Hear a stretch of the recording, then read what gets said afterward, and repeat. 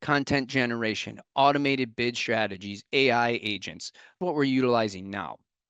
So what's coming? Conversational. Now, if you're playing around with tools like Gemini, you can really have a conversation with it. It's definitely not perfect at this point. It's got a long ways to go, but we are pushing more and more to being like Tony Stark slash Iron Man, where we're working and talking with AI, not just typing with it now. It's actually going to be a conversation piece, which brings us to the next point of voice search optimization. It's going to become more and more important over time.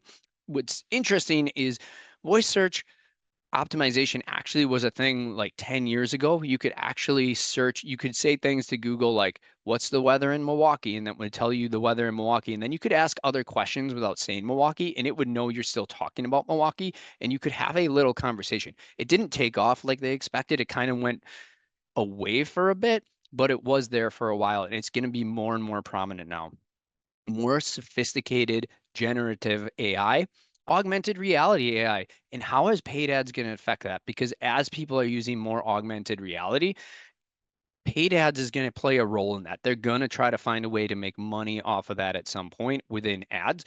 And that'll be something we'll have to think about going forward. Even think about smart glasses where people can do things like Google Maps or look at products on there. That's more and more. It's just from glasses. It's not technically augmented reality, but things like that are going to step up and be areas of paid ads and maybe even SEO as well.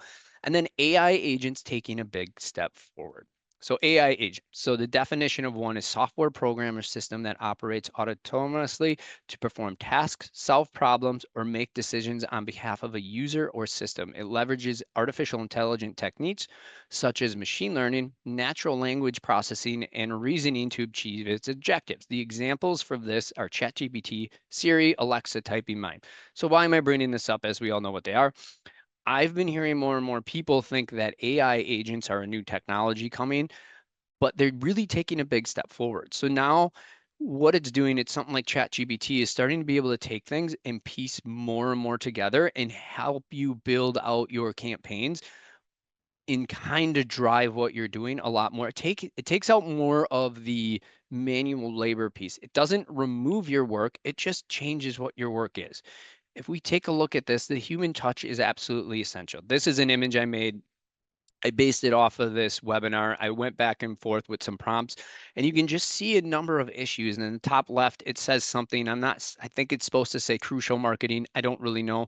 On the top right with that arrow, you see digital marketing SUCC 025. Again, I don't know what that means. I tried to get rid of it. And then down at the bottom right, I think that's a Pokemon ball that popped up in there. I have no idea why that's in there. And again, I don't think it should be in there. It needs me to see that and make changes to it, right? And this, even as these things take step forward, it's just going to shift how we work and how we go about things.